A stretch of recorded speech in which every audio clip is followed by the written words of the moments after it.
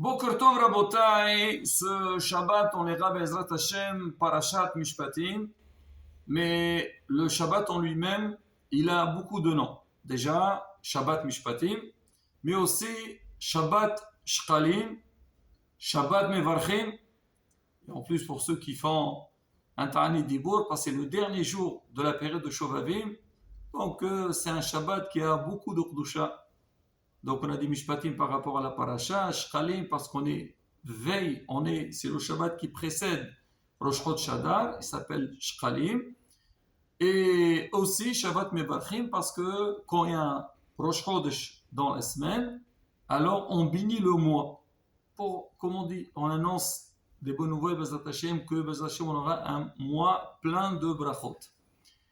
Maintenant, on va essayer de prendre un point de la paracha et que peut-être essayer de, comme on dit, faire un lien avec les événements qu'on vient de citer. Alors on dit, la Torah commence, la paracha We'el Mishpatim. Alors pour nous dire, Ma'el onitnu b'Sinai, afel onitnu b'Sinai, parce qu'on a fini parachat Yitro, on avait lu les 10 commandements, et beaucoup de fois les gens y pensent, les 10 commandements, c'est vrai, ça a été donné sur le mont Sinaï, mais le reste, c'est pas important. Hasvi Shalom. Alors la Torah nous dit, We'el, on associait donc les 10 commandements avec ce qu'on va citer dans la suite. On dit de la même manière que ça a été donné à Sinaï, donc toutes les mitzvot de la Torah, ils ont été donnés à Sinaï. Maintenant, ce qui est intéressant à savoir, donc on va essayer de voir ce qu'il y a dans le parashat de Mishpatim, on voit que la majeure partie des mitzvot que la Torah a dit dans cette parasha-là, c'est des mitzvot, ce qu'on appelle Ben Adam la Havero, entre l'homme et son prochain.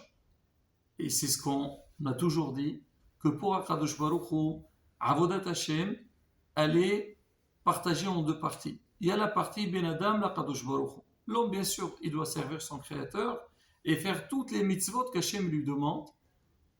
Il y a aussi un travail sur lequel on a énormément besoin de travailler, c'est Ben Adam la Havero, c'est le travail avec son prochain.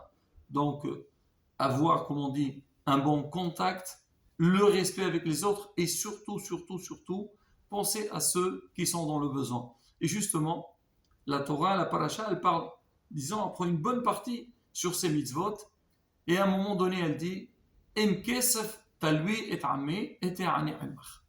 Si jamais tu vas louer de l'argent, prêter de l'argent à un pauvre, alors et ani ilmach, le pauvre est avec toi. Bon, c'est vrai, c'est un petit peu, on ne comprend pas trop le sens de cette phrase. C'est vrai, la Torah nous dit, donc si jamais tu vas prêter de l'argent à un pauvre, elle nous donne des règles, comment faire, la manière, et ainsi de suite.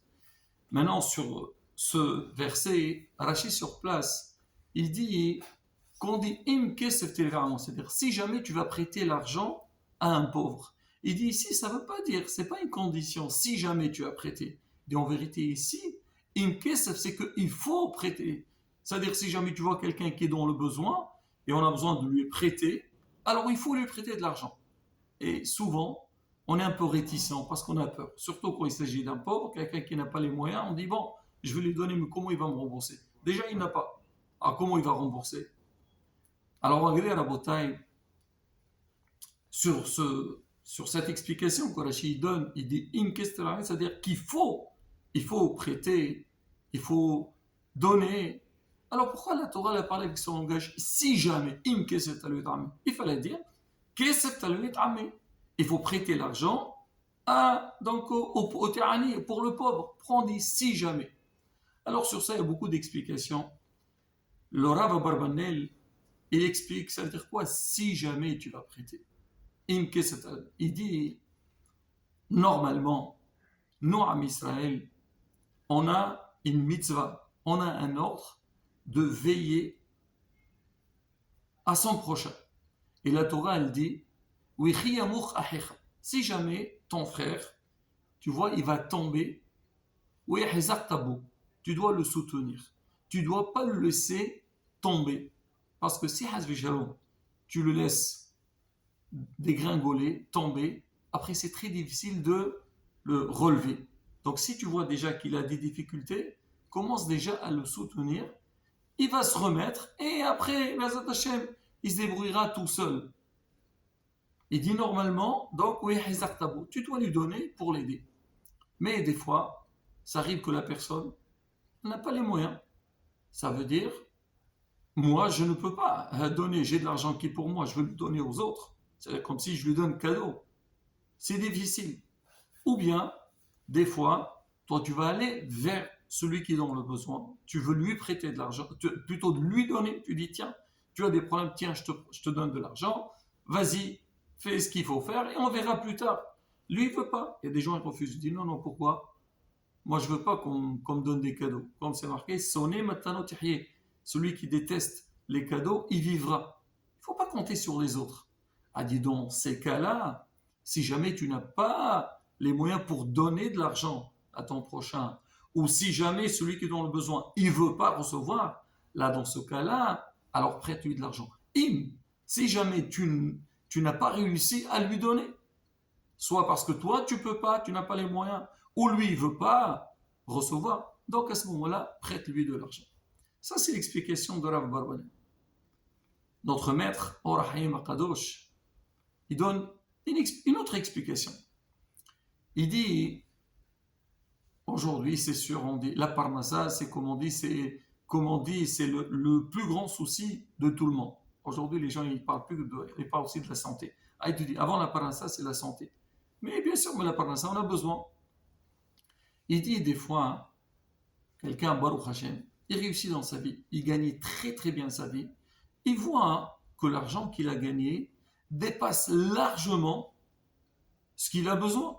Et on le voit, des fois, des gens, on a des comptes dans la banque, on voit que l'argent, comme on dit, de l'argent qui dort. Même si on essaye vraiment de faire tout ce qu'on a besoin, mais on voit que on a, Baruch Hashem, on a plus ce qu'il faut. Alors le Orhaim Akhatouji dit, si jamais tu vois que l'argent que tu gagnes dépasse ce que toi tu as vraiment besoin, tu dois te poser la question. Tu dois te dire, pourquoi Béhémet Hachem m'a donné tellement d'argent? Normalement, Hachem me donne ce que j'ai besoin. Je vois quelqu'un qui a besoin, combien tu as besoin? 100 euros, je lui donne 100 euros. Mais Hachem, il me donne beaucoup plus. Alors, il te dit, si jamais tu vois qu'Hachem, il t'a donné plus qu'il faut, sache-le, qu'il faut penser à ceux qui sont dans le besoin. Et leur donner, veiller qu'eux aussi puissent vivre tranquillement, sans aucune difficulté. Mais il finit. Il dit le passeur qui dit ça veut dire quoi le pauvre avec toi? C'est de quoi le pauvre avec toi hein? C'est que il faut sentir le pauvre, te mettre à sa place et ne pas lui donner de l'argent parce que malheureusement des fois on voit des gens qui donnent, mais la manière qu'ils donnent, il méprise celui qui reçoit. Celui qui reçoit, il n'a pas envie de recevoir. Il dit c'est quoi ça? D'accord, tu vas m'aider, mais derrière ça tu vas me faire honte. Moi ça ne m'intéresse pas. C'est pour ça qu'on dit beaucoup ce qu'on appelle matan basseter, donner en cachette, ou passer par exemple par une association sérieuse, et comme ça le pauvre il ne sait pas de qui il a reçu. On dit tirani imar, c'est-à-dire il faut sentir le pauvre, il faut le sentir, pas stam, tu dis voilà tiens je te donne ça. Non, non, non, pas du tout. Et là, quand tu verses cette mitzvah, tu vas aider le pauvre, la mitzvah elle sera vraiment, comme on dit, comme il faut. Et on va rapporter deux petites histoires à la bataille que comment nos sages, ils étaient forts dans ce domaine. Et bien, si on regarde, on lit dans toute l'histoire, comment il y a beaucoup de gens qui étaient haram, des gens qui avaient les moyens, comment ils ont réussi à aider ceux qui sont dans le besoin sans qu'ils soient vexés ou sans qu'ils soient dérangés. On raconte une fois, il y avait le Hatam Sofer. Lui, on sait qu'on entend des grands dans la Torah, il faut savoir, ils n'étaient pas que dans la Torah. Ils ont toujours pensé à la communauté, aux besoins des fidèles de leur ville. Alors lui, il tournait pour ramasser de l'argent. Alors, il a entendu parler d'un grand riche, mais ce riche-là, c'était vraiment un radin, Khamsan. Vraiment, il avait la main comme ça, fermée. Le Rav, il a dit, on va tenter la chance. Ah, si on peut, lui, en fait, en vérité, c'est vrai, il va aider, mais c'est lui qui va gagner, parce qu'il va donner, il va gagner des mitzvot, c'est un grand mérite pour lui. Alors, le Hatam Sofer, il est parti un jour où il faisait très, très, très, très froid. Il est parti un peu, donc, au début de la nuit, et il va chez ce monsieur-là, il toque à la porte. Le monsieur, il était un peu étonné, qui vient le soir chez moi? Et il ouvre, il voit le rab. Ah, le rab, bien sûr, on respecte les rabbinim.